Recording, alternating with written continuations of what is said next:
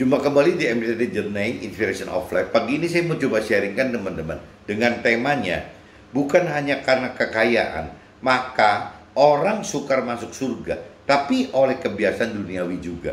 Maksudnya teman-teman, kalau dicantum di dalam firman di kitab Matius pasal 19 ayat 16 sampai 26, ini cerita teman orang muda yang kaya, di mana firman Tuhan katakan orang muda tersebut sukar sekali masuk ke dalam surga teman-teman. Padahal orang muda yang kaya tersebut adalah orang baik, teman, sudah melakukan kewajiban-kewajiban perintah-perintah Tuhan di dalam kitab Tauratnya gitu. Sudah lakukan itu semua. Tapi kalau sampai anak muda, orang muda kaya ini bertanya kepada Nabi Isa, bertanya kepada firman Tuhan, apa yang mesti dilakukan? Ya firman Tuhan katakan ya harus meninggalkan kekayaannya itu. Kekayaannya itu yang membuat si orang muda ini tidak bisa melangkah lebih dalam ke hal-hal rohani, teman, yang lebih bersifat hal-hal rohani gitu. Jadi ya, firman Tuhan katakan ya untuk ditinggalkan harta itu ya. Tapi orang muda ini sulit, teman. Nah, kalau kita simak lebih dalam, teman, sebenarnya apakah memang cuman orang kaya aja yang sukar sekali masuk surga? Saya pernah sharingkan, jangankan orang kaya sukar sekali masuk surga, orang yang tidak kaya pun juga tidak mudah masuk surga, teman-teman. Tidak mudah gitu.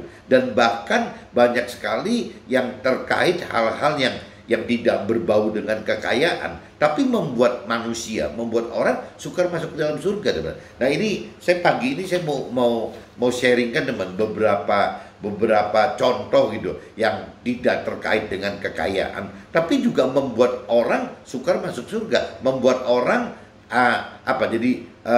sukar sekali masuk surga gitu. Tergantung dari berapa banyak ya orang-orang tersebut selain mencintai kekayaannya juga mencintai dalam bentuk-bentuk yang lain, teman, yang tidak sadar. Banyak, teman-teman. Jadi kalau saya coba nanti yang mau singgung itu kurang lebihnya, misalnya ada tipe-tipe orang, teman-teman, yang suka bergosip ya, maksudnya suka begitu akhirnya ya hidupnya sehari-hari ya bergosip saja gitu, bergosip bicara soal lahiriah. Dan juga ada, teman, yang bergosip itu curahan hati itu bukan bentuknya lahiriah tapi batinnya bisa juga gitu. Jadi orang yang terus mencari hal-hal duniawi yang namanya gosip lahiriah.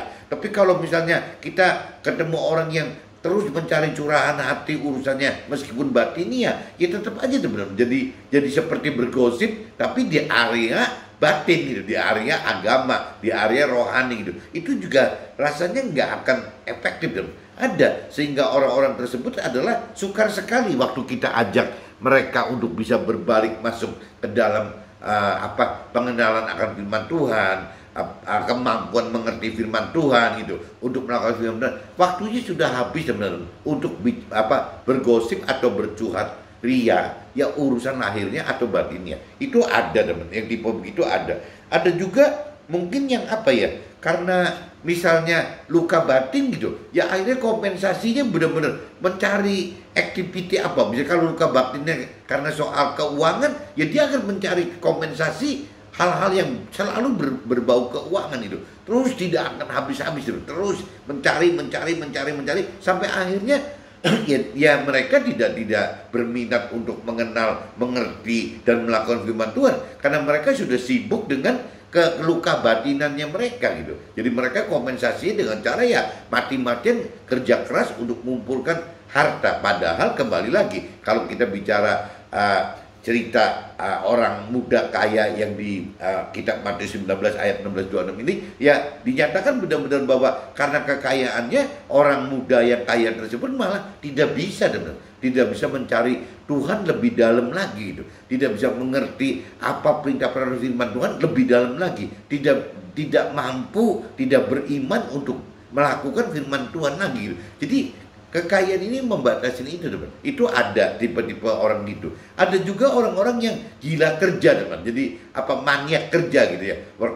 Alkoholik itu gitu. Jadi nggak mau berhenti kerja itu. Ya biasanya orang yang tidak mau mati-matian bekerja itu pasti ada sebab sesuatu yang mungkin karena misalnya perasaan mau diakuin bahwa dia itu mampu atau bagaimana pembuktiannya seperti itu. Ini mati-matian bekerja, tiap hari bekerja, belum tentu nyari untung loh. Tapi setiap hari beda sama yang luka batin karena uang. Kalau luka batin karena uang bisa saja yang mereka mati-matian bekerja untuk kumpulkan uang. Tapi kalau seandainya orang yang cuma karena memang maniak kerja, kompensasinya bukan karena uang, kompensasinya karena misalnya berjuang untuk bisa dapat pengakuan saja gitu, pengakuan bahwa dia mampu kerja, bukan soal dia mampu dapat uang tapi mampu kerja, ya dia juga akan seperti ini teman. Jadi maniak kerja, jadi gila kerja, gak keruan semua. Ya urusan kalau si suami berarti ninggalin tanggung jawab sebagai suami kepada istrinya, kepada sebagai bapak kepada anak-anaknya gitu, ya itu ditinggalkan. Begitupun kalau misalnya yang terjadi gila kerja ini pada yang pihak perempuan, bisa aja kalau memang udah bersuami berarti bisa meninggalkan suaminya, tidak tanggung jawab terhadap suaminya, tidak bertanggung jawab terhadap anak-anaknya. Ya karena memang ya kompensasi begitu, mau menunjukkan diri bahwa saya mampu kerja gitu. Bukan soal uangnya loh, tapi mereka membuktikan bahwa saya mampu kerja. Itu ada teman-teman yang begitu. Tapi sebaliknya ada juga teman-teman orang yang karena hobi, ya karena hobi, pengen hobi mancing, pengen hobi segala macam gitu. Akhirnya benar-benar hidup itu hanya nomor satu untuk hobi teman. Nah waktu hidup untuk mencari kesenangan hobi gitu, akhirnya kembali lagi ya sama aja. Ya tidak bisa punya peluang untuk mengenal Tuhan lebih dalam, tidak punya peluang untuk belajar mengerti firman lebih mengerti gitu. Tidak bisa belajar beriman untuk belajar melakukan firman. Ya jadi kendalanya cuma jadi semua juga berujung ya akhirnya urusan Tuhan dikorbankan teman.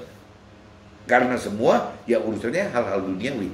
Jadi saya pagi ini mau sharingkan teman bahwa yang namanya masalah orang tidak mendalami mencari Tuhan, tidak mampu mengerti apa yang Tuhan tidak perhatikan lebih dalam lagi gitu. Ya karena itu semua bukan cuma karena soal kekayaan saja, ya karena ya kembali lagi banyak hal teman. Karena luka batin, karena memang hobinya memang bergosip ria di luaran gitu, baik urusan lahiriah atau batinia gitu. Ya pengen urusannya gila kerja karena pengen pembuktian bahwa kemampuan, bukan masalah kaya ya, tapi soal kemampuan. Kalau yang cerita gila-gilaan mencari uang kan karena memang pembuktiannya pengen untuk kaya gitu. Tapi kalau cerita untuk yang gila kerja itu belum tentu karena uang, karena memang pengen diakui bahwa dia mampu kerja gitu. Nah begitupun yang urusannya hobi pun sama teman-teman. Ya mungkin karena dianggap saya sih nggak materialistis jadi narko. Tapi sama aja teman-teman, kuncinya tidak beda. Hasil akhirnya itu sama aja ya tidak bisa mendalami tentang rohani gitu karena urusan hobi tersebut. Nah ini nanti saya coba sharingkan di draft saya teman-teman. Tapi sebelumnya saya coba kupas dulu dari dasar firmannya di kitab Matius pasal 19 teman-teman. Coba teman cari. Ini udah umum sekali perikopnya, itu judulnya pasal Matius pasal 19 ayatnya 16 sampai 26. Judul perikopnya sudah umum sekali teman, orang muda yang kaya gitu. Tapi ini saya ulang lagi supaya bisa membedakan bahwa ternyata tidak cuma soal kekayaan aja membuat orang jauh dari Tuhan itu. Ternyata ada beberapa hal yang memang bisa menyebabkan jauh dari Tuhan, tidak hanya urusan kekayaan aja gitu. Ada seorang datang kepada Nabi Isa dan berkata, "Guru, perbuatan baik apakah yang harus kuperbuat untuk memperoleh hidup yang kekal?" Jawab Nabi Isa, "Apakah sebabnya engkau bertanya kepadaku tentang apa yang baik? Hanya satu yang baik. Tetapi jikalau engkau ingin masuk ke dalam hidup, turutilah segala perintah Allah." Kata orang itu kepadanya, "Perintah yang mana?" Kata Nabi Isa, "Jangan membunuh, jangan berzina, jangan mencuri, jangan mengucapkan saksi dusta, hormatilah ayahmu dan ibumu, dan kasihilah sesama manusia seperti dirimu sendiri." Nah, terus kata orang muda ini kepada Nabi Isa gitu, "Semuanya itu telah kuturuti, ya apalagi yang masih kurang?" Nah, terus Nabi Isa katakan kepadanya, "Jikalau engkau hendak sempurna." Nah, ini kembali lagi, kalau hendak sempurna. Kalau cerita baik kan sudah orang muda kaya lakukan semua gitu. Tapi kalau cerita mau lebih, mau sempurna, ya ini kembali lagi ya.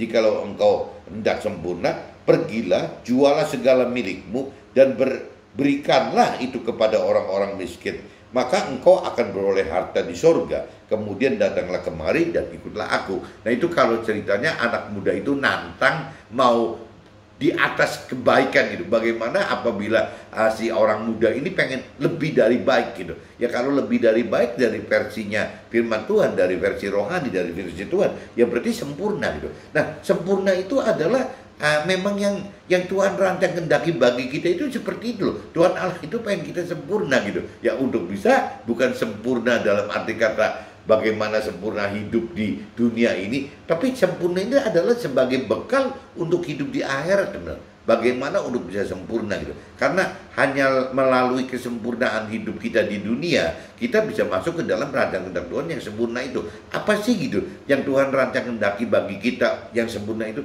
Yaitu keselamatan akhirat, teman-teman. Yang bagaimana dapatkan damai sejahtera di dalam akhirat yang kekal, dan bagaimana bisa menjadi keluarga Tuhan di kerajaan Tuhan di dalam surga nanti, di alam akhirat nanti gitu. Nah itu Tuhan yang inginkan kita sempurna itu seperti itu. Kalau kategorinya baik tidak bisa mencukupi itu, teman. Kalau kategori baik itu ya paling bisa ya apa? Jadi masuk ke dalam mendapatkan keselamatan akhirat, masuk ke dalam apa? Mendapatkan damai sejahtera di yang kekal, dan yang ketiga ini beda nih, teman. Hanya menjadi ya rakyat biasa di dalam surga sebagai warga surga. Itu bedanya gitu. Jadi kalau baik-baik itu ya akan mencapai titik poin 1-2-nya sama, tapi poin 3-nya itu hanya menjadi ya warga biasa saja dalam surga, rakyat jelata gitu. Tapi kalau bicara yang orang yang benar-benar sempurna gitu, yang Tuhan inginkan itu selain poin 1 dan 2, poin 3-nya ya masuk dari keluarga Tuhan di dalam kerajaan surga itu. Nah bedanya gitu teman-teman. Kalau kita bicara baik saja itu yang mungkin masih ada excuse gitu, bahwa masih ada apa, jadi dispensasi bahwa di dunia itu ya soal kekayaan itu bukan harus dilepas dibuang gitu saja gitu. Ya yang penting kekayaan tetap dipelihara tapi baik gitu. Nah itu kategorinya orang baik seperti itu, teman. Tapi kalau kategorinya orang sempurna, firman Tuhan katakan ya mesti dilepaskan gitu. Apa yang ada di dunia itu lepaskan. Nah kenapa orang yang mau sempurna mau lakukan itu meskipun cuma sedikit? Karena orang yang sempurna akan dengan pola pikir, kalaupun dia dapat dunia terus sifatnya temporary, sementara gitu, fana, ya cuman menumpang di dunia itu, berarti kekayaan itu hanya dibatasi umur 70, 80 atau maksimal 120 tahun.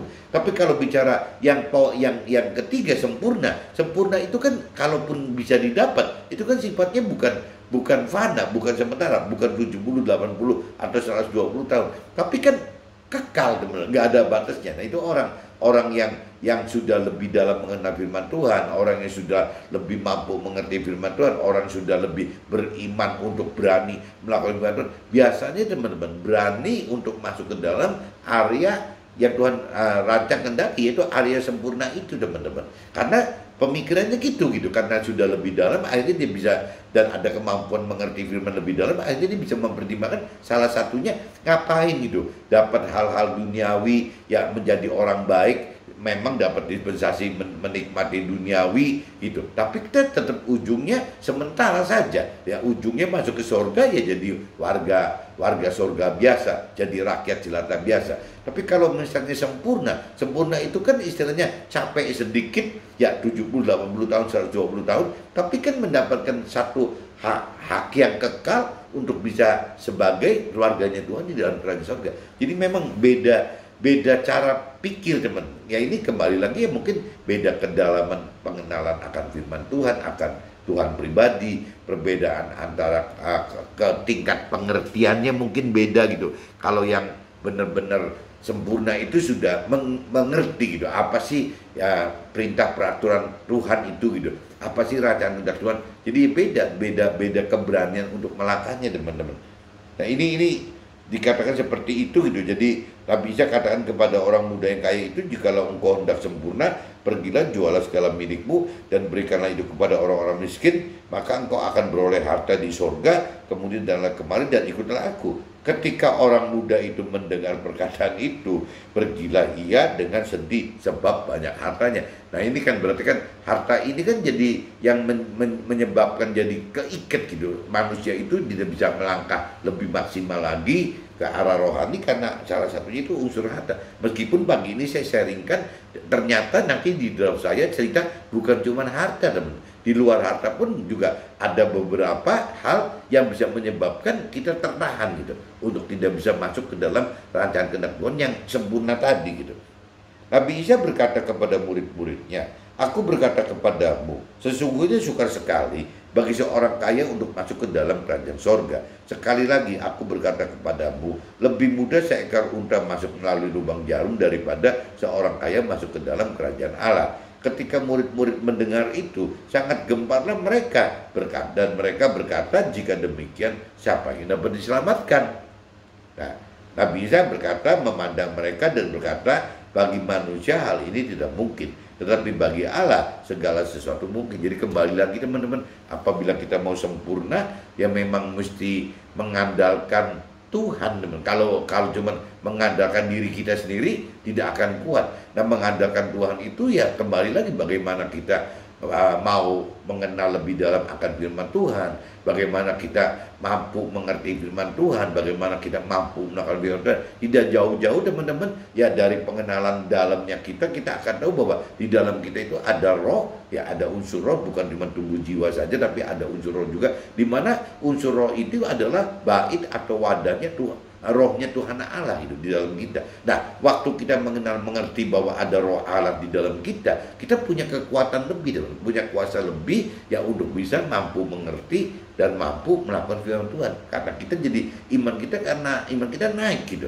Nah, ini yang menyebabkan kenapa orang-orang yang lebih bukan cuma sekedar mau mengenal firman Tuhan, tapi mampu mengerti firman Tuhan dan mampu melakukan firman Tuhan itu ya akan lebih bisa berhasil melakukan rancangan kehendak Tuhan ini, karena kembali lagi ada roh Tuhan tadi, teman. Ada roh Tuhan yang menjadi sumber kuasa orang tersebut mampu mengerti dan mampu melakukan firman Tuhan, sehingga mereka bisa beriman ya dengan tingkat yang tinggi, ya akhirnya berani melakukan firman Tuhan. Ini saya udah bacakan di kitab Matius pasal 19 ayat 16-26. Nah, saya coba sekarang mundur teman-teman ke kitab Matius, maju ke kitab Matius pasal 7 ayatnya 15 sampai 23, teman-teman. Matius pasal 7 ayatnya 15 sampai 23. Nah, judul perikopnya teman-teman, hal pengajaran yang sesat gitu. Waspadalah terhadap nabi-nabi palsu yang datang kepadamu dengan menyamar seperti domba, tetapi sesungguhnya mereka adalah serigala yang buas. Dari buahnya lah kamu akan mengenal mereka. Dapatkah orang memetik buah anggur dari semak duri atau buah ara dari rumput duri? Demikianlah setiap pohon yang baik menghasilkan buah yang baik, sedangkan pohon yang tidak baik menghasilkan buah yang tidak baik. Tidak mungkin pohon yang baik itu menghasilkan buah yang tidak baik, ataupun pohon yang tidak baik itu menghasilkan buah yang baik. Dan setiap pohon yang tidak menghasilkan buah yang baik pasti ditebang dan dibuang ke dalam api. Jadi dari buahnya lah kamu akan mengenal mereka. Bukan setiap orang yang berseru-seru kepadaku, Tuhan, Tuhan, akan masuk ke dalam kerajaan sorga, melainkan dia yang melakukan kehendak Tuhan Allah yang di sorga gitu. Nah, ini teman-teman mesti ingat nih, di ayat 21 itu jadi diingatkan di firman itu, jangan cuma sekedar saya Tuhan udah tahu kok, udah kenal kok, udah ini. Firman itu gimana? Saya udah kenal. Lah akhirnya ujung-ujungnya malah Tuhan yang mengatakan ya Tuhan akan masuk ke dalam kerajaan surga, melainkan dia yang melakukan kehendak Tuhan Allah yang di surga. Jadi kalau sampai pura-pura mengenal itu, mengaku mengenal firman Tuhan, mengaku mengenal pribadi Tuhan dari pikiran perasaan sendiri, akhirnya mereka ujung-ujungnya teman-teman tidak melakukan firman Tuhan gitu, karena mereka mengenalnya dari jiwa sendiri, bukan mengenal dari pikiran perasaan kehendak Tuhan. Kalau pikiran perasaan kehendak Tuhan kan tetap sesuai dengan firman, teman. Apabila tidak sesuai dengan firman, ya bukan kehendak, bukan pikiran perasaan dan kehendaknya Tuhan gitu ya, itu pikiran perasaan kehendaknya kita sendiri sebagai manusia. Nah, ini yang nanti ujungnya takutnya teman-teman yang terjadi di ayat 21 ini, ya bukan setiap orang yang berseru kepadaku Tuhan, Tuhan akan masuk ke dalam kerajaan sorga, melainkan dia yang melakukan kehendak Tuhan Allah yang di sorga gitu. Ya, kalau sampai mau melakukan melakukan kehendak Tuhan Allah yang di surga, ya harus mengenal firman Tuhan, teman. Harus mengerti firman Tuhan dan harus mampu melakukan firman Tuhan, baru bisa terjadi, teman-teman. Ya, apa sih di sini katakan orang yang diakui itu adalah orang yang melakukan kehendak Tuhan Allah yang di surga, yaitu orang yang harus kenal firman Tuhan, mengerti firman Tuhan dan mampu melakukan firman Tuhan itu. Pada hari terakhir banyak orang yang akan berseru kepadaku, Tuhan, Tuhan, bukankah kami bernubuat demi namamu dan mengusir setan demi namamu dan mengadakan banyak mujizat juga demi namamu juga gitu. Pada waktu itulah Tuhan akan berterus terang kepada mereka dan berkata, aku tidak pernah mengenal kamu, nyala daripadaku, kamu sekalian pembuat kejahatan. Jadi semua pun juga tidak akan dikenal oleh Tuhan apabila kita tidak hidup sesuai dengan perintah peraturan firman Tuhan, kita tidak hidup dengan mampu mengerti apa pikiran perasaan kehendak Tuhan terhadap firman yang tersebut, dan kita tidak mampu melakukan firman Tuhan. Selama kita tidak dalam kategori itu, ya Tuhan tidak mengenal kita gitu. Bahkan ya dianggap oleh Tuhan ya orang yang merasa yakin diri gitu, orang yang berkeyakinan seperti itu ya malah dianggapnya pembuat kejahatan gitu. Karena di kacamata Tuhan ukuran baik atau jahat itu adalah bukan cerita ukurannya psikologi jiwa manusia gitu, tapi ukurannya adalah siapa yang melakukan firman Tuhan berarti ya orang baik, orang benar gitu. Tapi kalau orang tidak melakukan firman Tuhan ya kategorinya orang jahat gitu, orang nggak benar. Gampangnya gitu, teman-teman. Jadi dengan Tuhan itu simpel sekali, tidak bisa lari dari apa yang Tuhan perintah peraturan dalam firman-Nya, dan tidak bisa lari untuk kita mengerti apa yang diperintah peraturan firman-Nya, dan juga tidak bisa lari dari kalau kita tidak melakukan firman Tuhan gitu. Ya kita harus melakukan firman Tuhan, baru bisa disebut ya kita melakukan kebenaran gitu. Nah ini saya sudah baca di kitab Matius pasal 19 ayat 16-26 dan kitab Matius pasal 7 ayat 15 sampai 23. Sekarang saya masuk ke draft aja, teman-teman. Saya masuk ke draft. Ya, kalau di draft itu kitab Matius pasal 7 ayat 21 dan 22, teman-teman.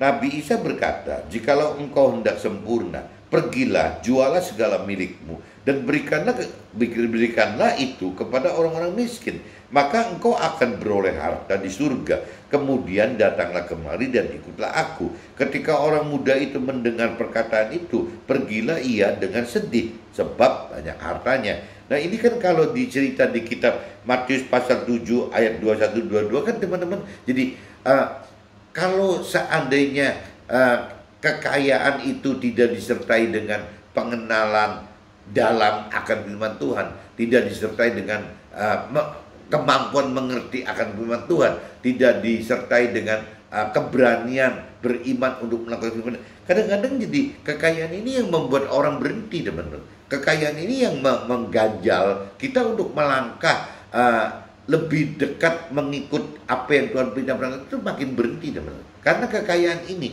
jadi di firman ini kan jelas-jelas dikatakan seperti itu. Ya kekayaan itu yang menyebabkan orang tersebut tidak berani datang kepada Tuhan, kepada firman Tuhan, dan tidak berani ikut, teman-teman. Tidak berani mengikuti, mentaati apa yang diperintah peraturan dalam firman-Nya.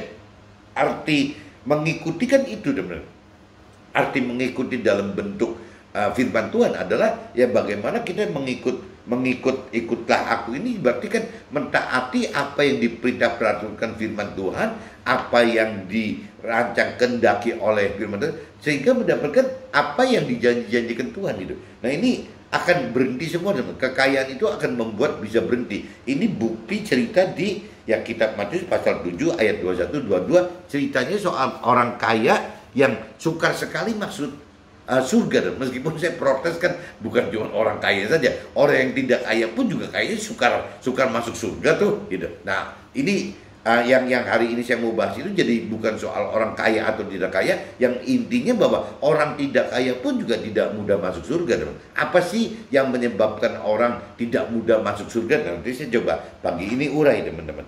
Jika kita simak lebih mendalam, ternyata tidak hanya hasil kekayaan yang menyebabkan orang membatasi diri untuk datang dan mengikut Tuhan dengan mencari Tuhan dan firman-Nya dibanding dengan melakukan kebiasaan duniawi sehari-harinya. Jadi ini terkait, teman-teman, bukan soal urusan kekayaan saja, tetapi juga dengan kebiasaan duniawi sehari-harinya, teman.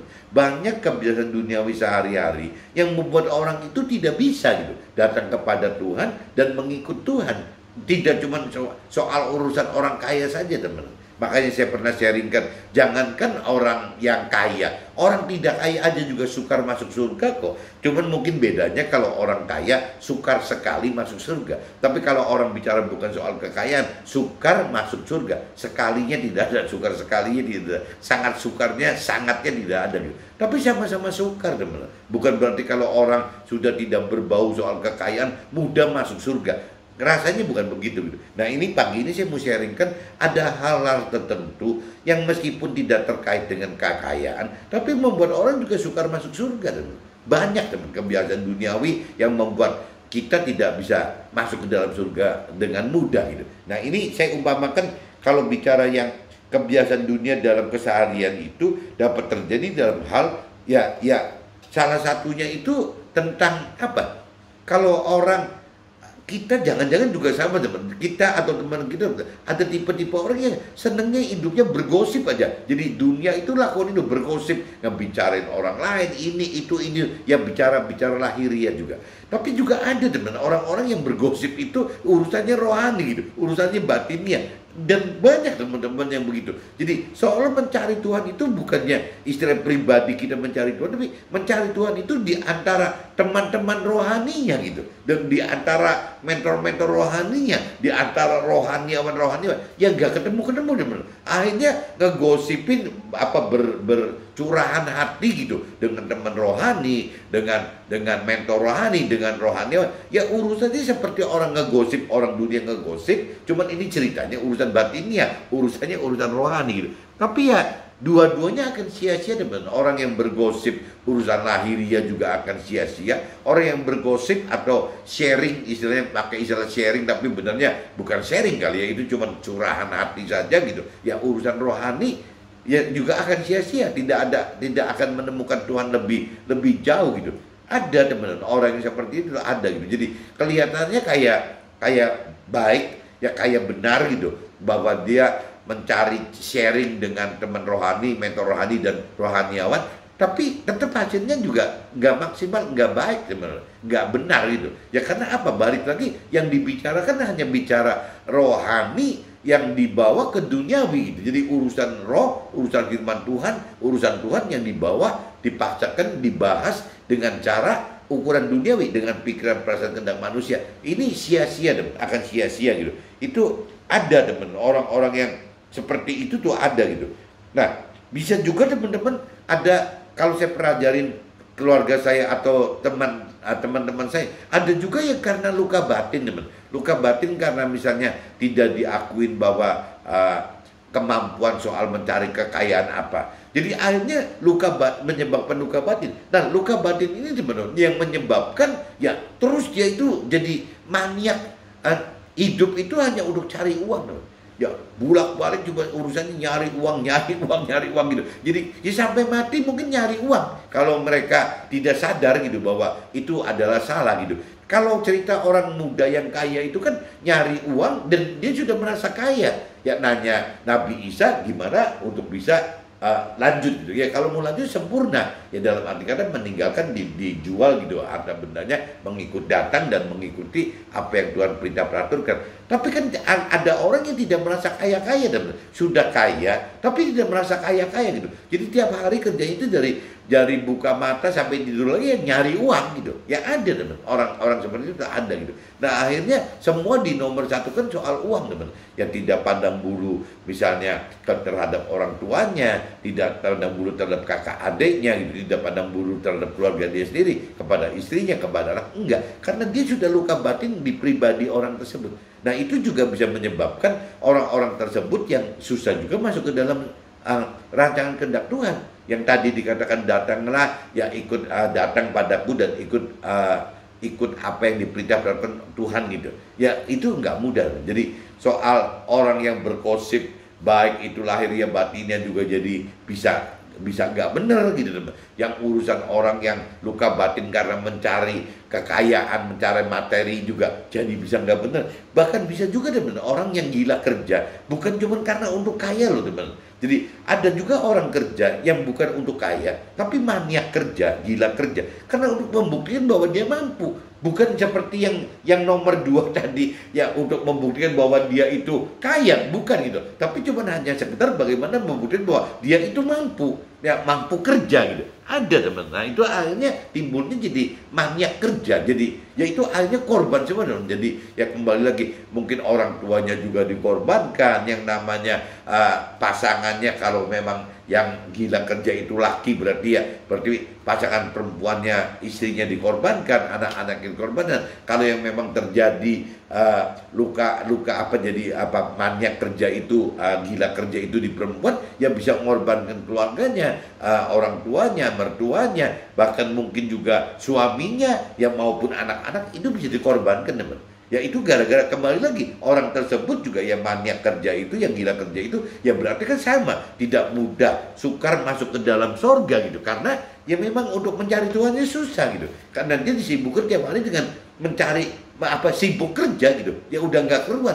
Bisa kerja kalau normalnya misalnya jam 8 sampai jam 4 atau setengah 9 sampai jam setengah 5, ya normalnya begitu. Kalaupun mau ada ekstra lembur misalnya sampai jam 6 mungkin jam 7 gitu. Nah kalau orang yang gila kerja itu bisa sampai jam 9, bisa sampai jam 10, jam 11, udah nggak keruan kan? Karena nggak ada batas kerja, jam kerja, karena dianggap bahwa itu yang terbenar gitu. Padahal itu kan jadi jebakan, makin salah. Nah itu yang menyebabkan juga bisa orang susah masuk dalam surga teman. Itu bisa seperti itu. Jadi saya coba umpamakan ada orang yang seolah-olah seperti sharing gitu, sharing untuk urusan lahirnya dan batinnya, yang dianggapnya benar ternyata tidak benar. Itu bisa terjadi, ya seolah-olah orang yang mengubur kekayaan gitu, ya terus mencari kekayaan, nah, hidupnya hanya untuk itu aja. Itu juga sukar untuk masuk surga. Jadi yang pertama juga bergosip ria, ya bercurhat ria gitu, susah masuk dalam surga. Yang kedua istilahnya mengubur kekayaan juga susah masuk dalam surga. Nah yang ketiga itu kan gila kerja teman. Gila kerja pun sama teman, susah masuk ke dalam surga gitu, karena udah ribut kerja aja. Nah yang keempat teman-teman, yang cerita hobi teman. Hobi juga sama teman. Hobi itu bisa membuat orang suka masuk surga gitu. Kenapa? Karena sudah terikat oleh hobinya gitu. Ya, jadi apapun juga dari hari ke hari, begitu matanya melek, ya udah bicaranya hobi. Ya soal kesenangan gitu. Meskipun bisa juga mereka kompensasi seolah kan tidak merugikan orang lain. Iya tidak merugikan orang lain, tapi kan merugikan hubungannya orang tersebut dengan Tuhan gitu. Karena memang jadi sudah tidak punya waktu lagi untuk fokus. Nah, orang yang terbuai oleh, terikat oleh hobi ini juga sama teman, akan sukar masuk ke dalam kerajaan sorga gitu, seperti yang Tuhan rancang kehendaki itu.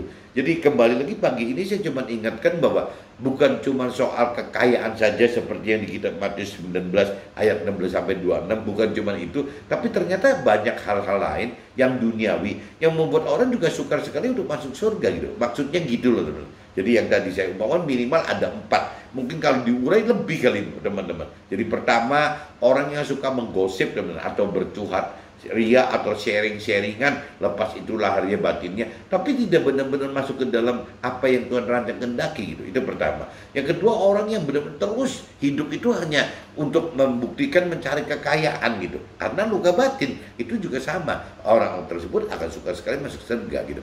Yang ketiga teman, orang yang gila kerja gitu. Orang yang gila kerja pun juga akan suka masuk kerja. Kenapa? Karena dari mulai melek sampai tidur, ya urutannya kerjaan aja. Dan ini beda dengan yang nomor 2 teman, bukan mencari kekayaan, tapi membuktikan bahwa gue tuh mampu gitu. Saya tuh mampu kerja. Nah ini juga repot nih teman, yang ketiga gila kerja ini. Yang keempat itu karena hobi. Hobi juga bisa membuat hancur kita semua gitu. Ya karena ya keterikatan kita, ketergantungan kita oleh kesenangan kita di dalam hobi kita itu gitu. Ada yang mancing nggak balik-balik mungkin berapa hari sampai akhirnya istrinya, kalau yang mancing umumnya cowok kan, laki gitu, istrinya dikorbankan, akhirnya nggak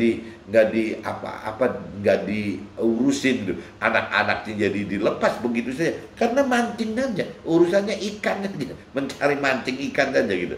Nah begitupun misalnya hobi anak-anak yang suka naik motor gitu, ya akhirnya begitu, ya akhirnya dari motor-motoran aja, nggak pernah mikir yang lain gitu. Ada yang seneng misalnya apa, binatang peliharaan, ya bisa aja juga begitu, ya akan hidupnya cuma habis untuk itu.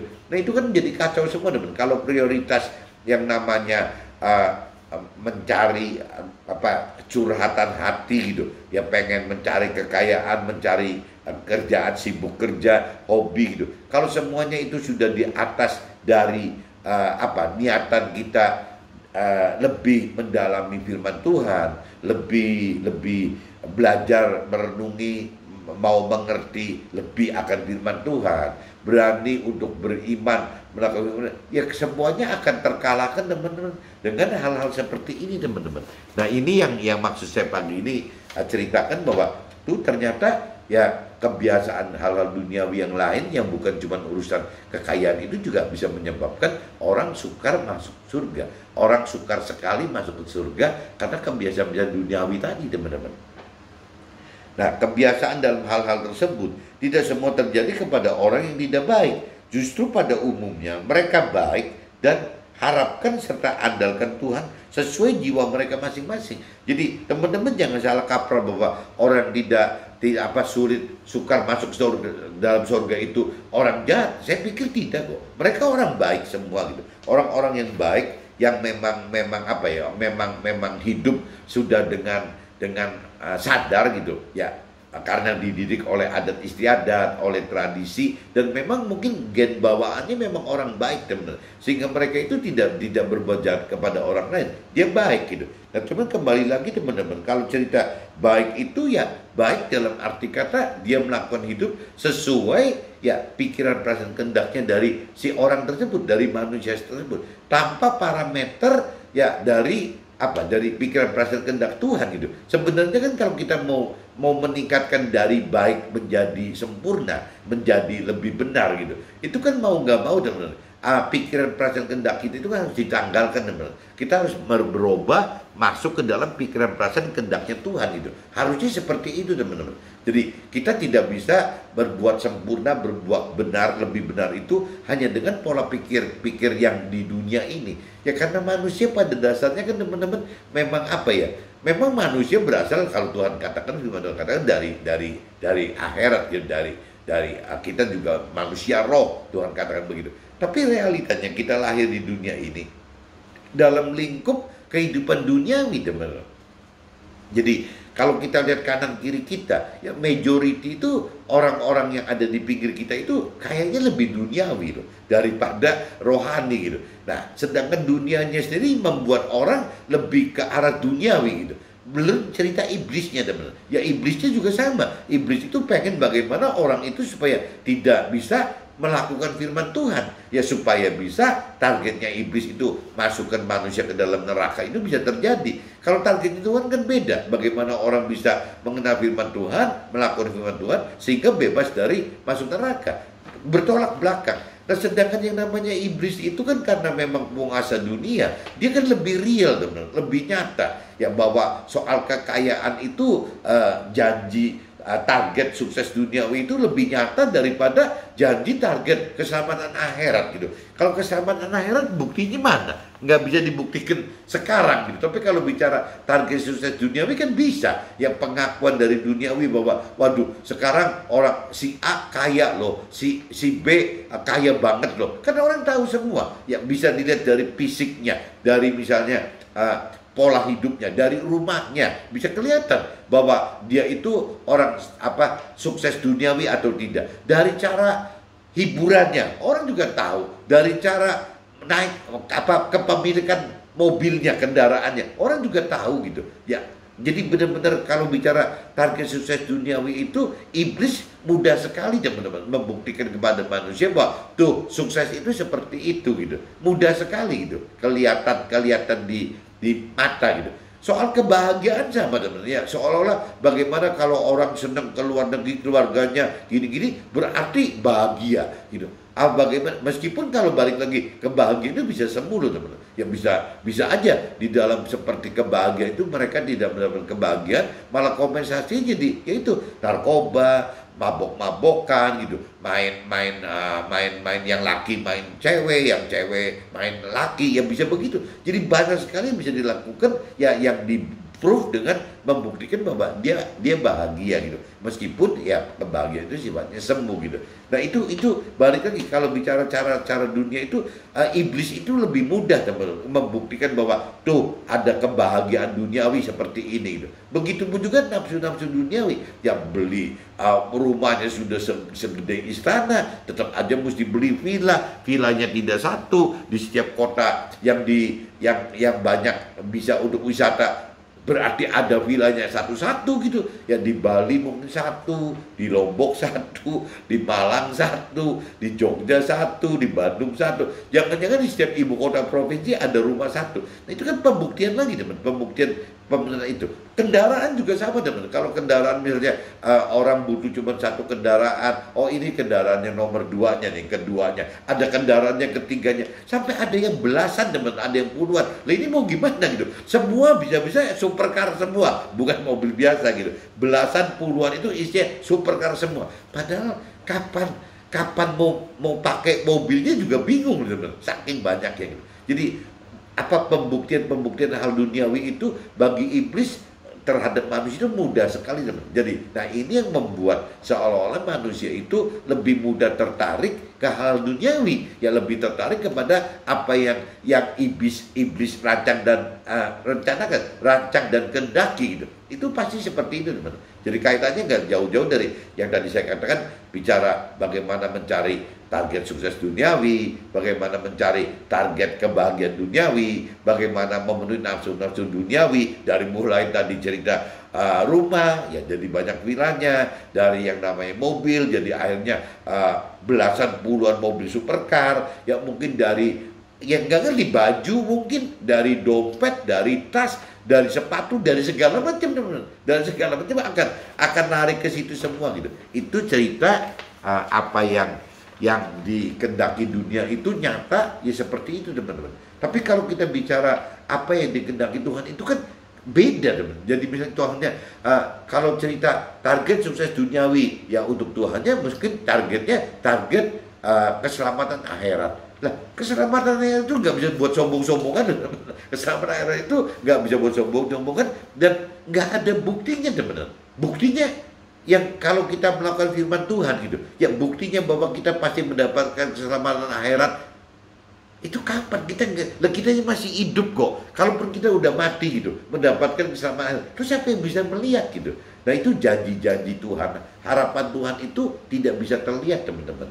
Justru Tuhan katakan apabila kita benar bisa mengharapkan janji-janji yang tidak terlihat itu, ya kita imannya jadi tinggi teman-teman. Kenapa? Imannya tinggi karena memang barangnya nggak kelihatan. Kita percaya kepada Tuhan yang padahal yang dipercaya tidak kelihatan. Nah nimbul kenapa? Nimbul ketekunan. Tuhan maksudnya gitu teman-teman. Jadi kalau kita compare nomor 1 target sukses duniawi dengan keselamatan akhirat, ini sudah terbukti teman-teman. Yang namanya keselamatan akhirat itu tidak ada dengan bukti. Dan apa gitu, nggak ada yang bisa disombongkan. Yang keselamatan akhirat itu ya cuma bisa hidup di dalam surga gitu, seperti itu. Dan yang konyol lagi, orang baik gitu, yang di dunia ini baik, dianggap ya, dan saya juga dapatkan kok, ya dapatkan keselamatan itu. Meskipun dalam kondisi ya cuma menjadi warga surga yang biasa, rakyat jelata di dalam sorga gitu. Nah tapi kalau yang kita yang sudah lebih mengerti akan kan pengennya sempurna, bukan cuma sebagai rakyat jelata, tapi pengen sebagai keluarga Tuhan di dalam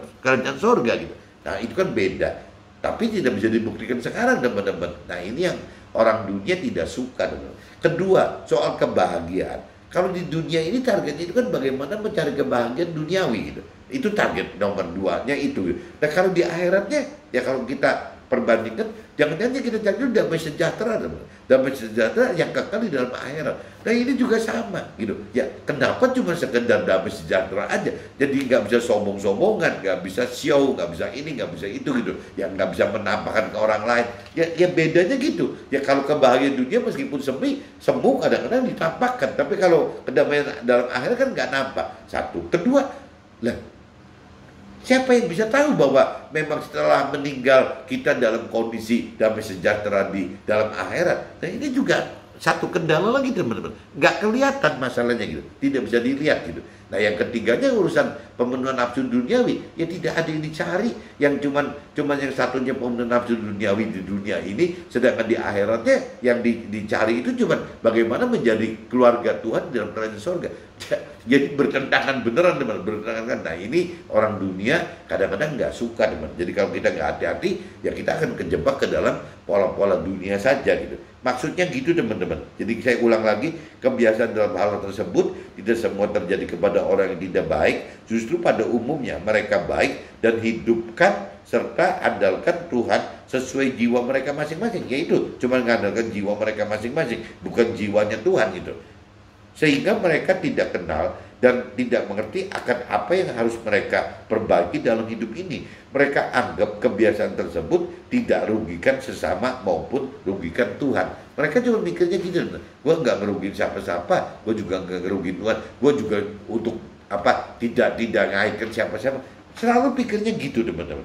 Matius 7 pasal 21. Bukan setiap orang yang berseru kepadaku Tuhan, Tuhan akan masuk dalam kerajaan surga, melainkan dia yang melakukan kehendak Tuhan Allah yang di surga. Jadi banyak orang yang baik tidak melakukan kehendak Tuhan, teman-teman, tetapi melakukan kehendak sendiri dengan standar jiwa sendiri yang diperbandingkan hal-hal duniawi. Ya dari apa sih, pikiran perasaan kehendak sendiri yang dikaitkan dengan hal-hal duniawi, teman. Jadi dia punya parameter sendiri. Jadi orang baik itu ya punya parameter sendiri, yang jiwanya mereka itu yang membatasi, ya parameternya berbeda dengan parameter jiwanya Tuhan. Jadi memang jauh sekali teman, pikiran perasaan kehendak sendiri gitu dengan pikiran perasaan kehendak Tuhan itu bumi langit. Kalau Tuhan itu kan murni gitu, murni dengan pola-pola pikir akhirat kekal itu kan murni. Kalau manusia kan kecampur aduk teman-teman.